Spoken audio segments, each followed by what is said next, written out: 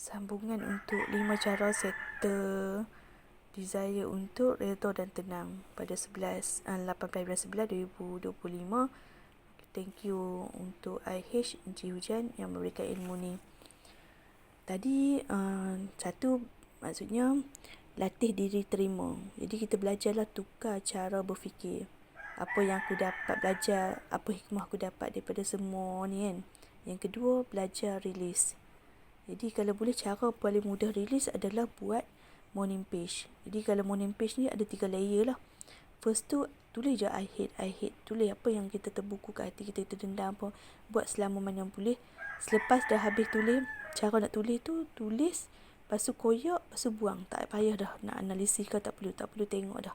Buat setiap hari. Selama 1 minit ke 2 minit ke 3 minit. Dah habis tu, pergi kepada highlight, pergi kepada create. Yang ketiga adalah untuk bina ritual tenang harian. So tenang tu kalau boleh kita nak kan. Kalau kita nak apa? Bahagia, kaya kan, happy kan, sihat kan. Jadi magic ni dia flow lah. Idea punya akan flow. Lepas tu present moment. Sebaik-baiknya kita kena duduk pada waktu sekarang. Jangan waktu yang dah lalu. Bila lalu ni kita akan sedih, kita menyesal. Tapi kita duduk waktu sekarang. Masa depan tu kita akan takut kalau kita fikir. Jadi kita tak tahu apa berlaku. Sekarang ni fikir je untuk kita berada dalam present moment. Pada waktu sekarang ni. Sedar je pada waktu sekarang. Buat yang terbaik. Berikutnya adalah memaafkan. Nombor 4, memaafkan. Jadi memaafkan orang yang tak minta maaf pun kat kita. Tapi kita sebaik-baiknya kita memaafkan dia orang. Okay? Kadang-kadang bila kita berasa hati, kita tak mahu memaafkan orang lain, rezeki ni tak sampai kat kita. Rezeki kita ni jadi tersekat. Jadi cara mudah tu, kita maafkan orang. Ini macam mana kita nak buat? Sebaik-baiknya buat masa sekarang tu, just latih je diri ni dulu sebelum tidur dan juga selepas bangun tidur lah. Sebut 300 kali. Maksudnya aku memaafkan semua orang. Aku memaafkan semua orang. Aku memaafkan semua orang. Buat sebanyak 300 kali. Yang berikutnya adalah nombor 5, belajar lepaskan apa yang bukan milik kau. Jadi kat sini nak cerita tu tentang impian lah. Impian, ada impian besar, impian kecil, impian sederhana kan. Jadi kalau boleh tu kita tulislah impian kita tu. Contoh 101 impian besar kan. So impian kecil, impian sederhana ni mestilah, kalau sederhana mungkin ada 700. Yang kecil tu ada 3,000 contoh. Jadi kita tulislah impian-impian kita ni. Impian paling besar tu mungkin sampai 101 kan.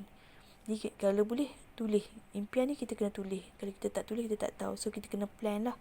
Planning kena buat. Just belajar lepaskan diri.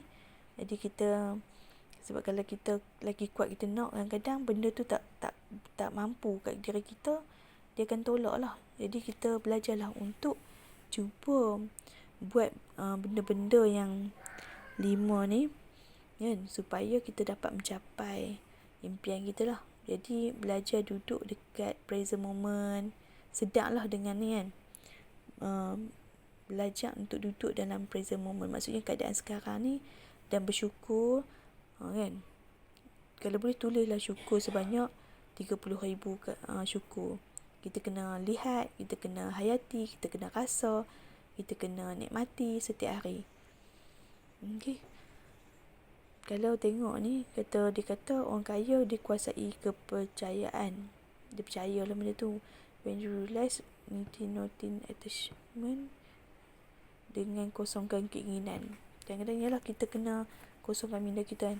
Jadi apa yang kita belajar tadi adalah 5 cara settle desire untuk redha dan tenang. Latih diri terima. Kedua, jangan simpan beban. Jangan simpan langsung beban. Buang dalam tempoh 24 jam tu, buang. Sebelum tidur tu buang. Yang ketiga, bina ritual tenang harian.